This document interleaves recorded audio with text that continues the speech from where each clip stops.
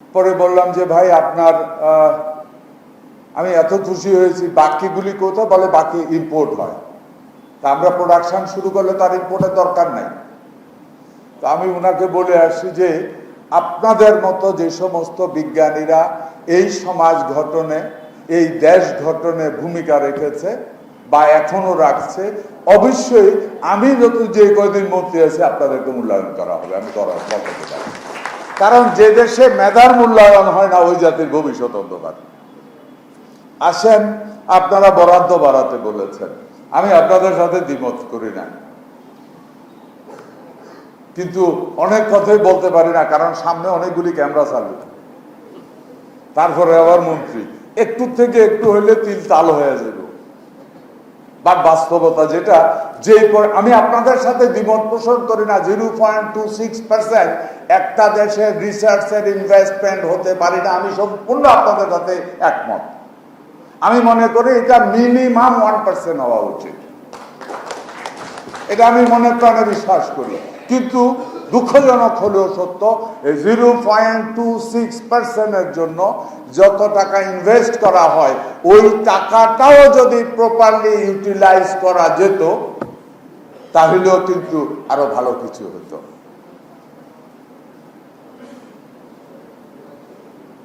আমি আশাপথে ওনার এখানে দাঁড়িয়ে আমি বললাম যে দেখেন, এদেশের এখন একটা প্রধান সমস্যা গোখাদ্য।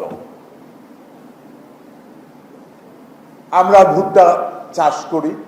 আমি নিজে জাপানিজদেরকে ইয়াদেরকে সাথে কথা বলতেছিলাম যে তোমরা তো বেবি কর্ন খাও, ইউরোপিয়ানদেরকে আমি বেবি কর্নকে চাষ করাইয়া বাংলাদেশ থেকে তোমরা এটা নাও, টেকনোলজি দাও, তোমরা প্যাকিং করে নিবা।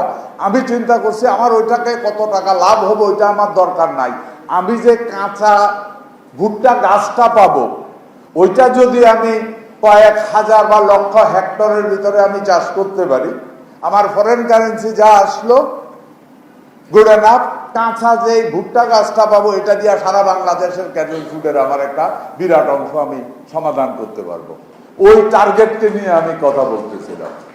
তো আমি ওনার এখানে যাওয়ার পরে যখন বললো যে হ্যাঁ এখানে, আমি জানি না ভদ্রলোক এখানে আছেন কিনা, বলছিল যে উনি এখানে থাকবে এই অনুষ্ঠানে। উনি বলল যে আমাদের এখানে একজন বিজ্ঞানী ছিল, রিটায়ার করেছে, উনি এই ভুট্টা গাছ, ড্রাই ভুট্টা গাছ থেকে গরুর খাবার তৈরি করেছে এবং খুবই ভালো খাবার তৈরি হয়েছে, এটা দিয়ে গরু পালা সম্ভব। তা যদি হয় দেখেন এগুলি পুড়ে ফেলি আমরা। এখন অনেক বড় একটা সমস্যা কিন্তু গরুর খাবার।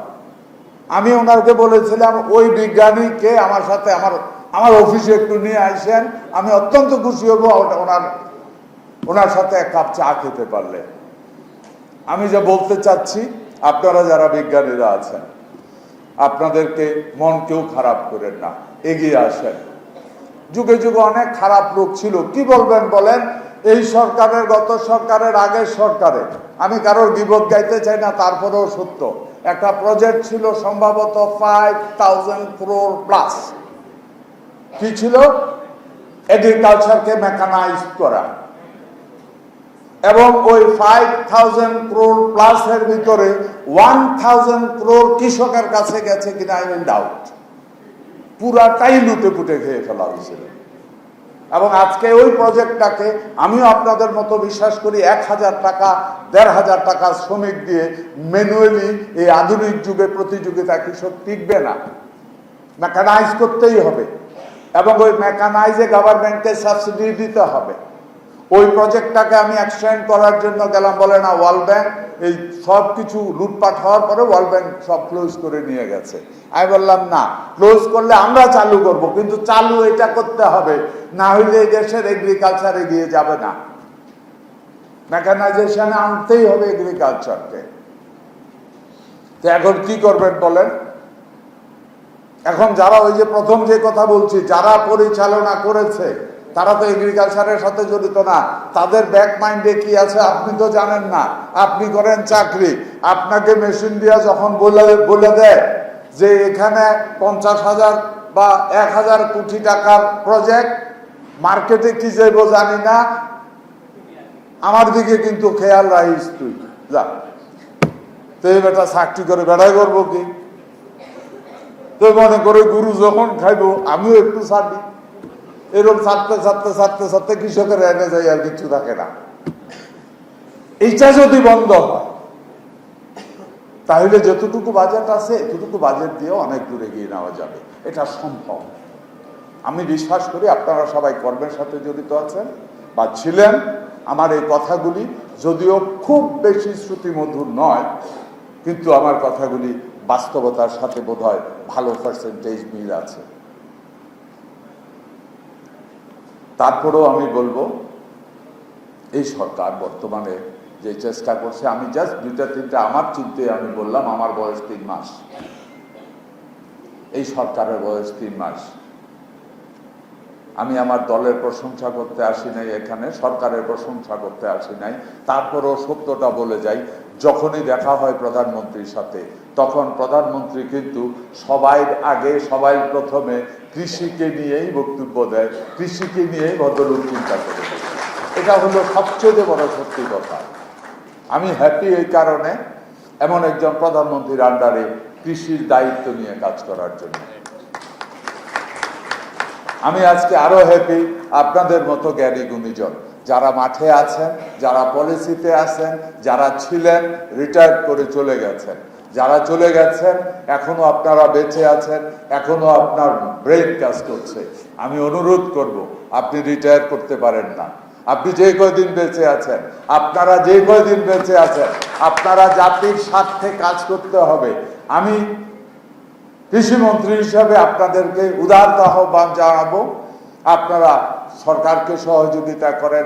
যতটুকু সম্মান আপনি পাওয়া উচিত, কথা দিচ্ছি তার থেকে 1 তিলও আপনারা কম পাবেন না।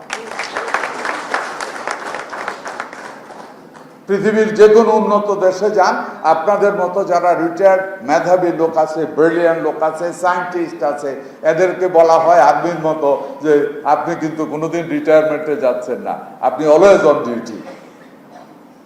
আপনারা যারা মেধাবী আছেন, রিটায়ারমেন্টে গেছেন, আমি আবারও একই কথা রিপিট করছি, আসেন আপনারা অন ডিউটি হয়ে যান। আমরা দায়িত্ব নিচ্ছি, আমার এই সরকার আপনাদের সহযোগিতা চায়, দেশ এগিয়ে যাবে। বাজেটের ব্যাপারে যত কিছুই বলেন, যেটা হয়ে গেছে, আগামী দিনগুলিতে যেই বাজেট আছে এটারও যদি আমরা অপচয় না করি, সঠিকভাবে নিজের দায়িত্ব পালন করি, তাহলেও আমরা অনেক দূরে এগিয়ে যেতে পারবো বলে বিশ্বাস করি। সহযোগিতা প্রয়োজন আপনাদের। বক্তব্য শেষ প্রান্তে অনেকক্ষণ বক্তব্য দিয়েছি, আল্লাহ সরাইছে ভাই। কৃষি নিয়ে অন্য কোনো সাবজেক্ট নিয়ে দিলে তার 10 ভাগের 1 ভাগও বক্তব্য দিতাম না। আমার এখানে দেখেন লিখিত বক্তব্য দিয়ে গেছে আমার পিএস সাহেব। এই সরকারিটা ফইরা পরে বলতাম লাস্ট লাইনে যেটা লেখা আছে, সবাইকে ধন্যবাদ জানিয়ে আমার বক্তব্য শেষ করলাম।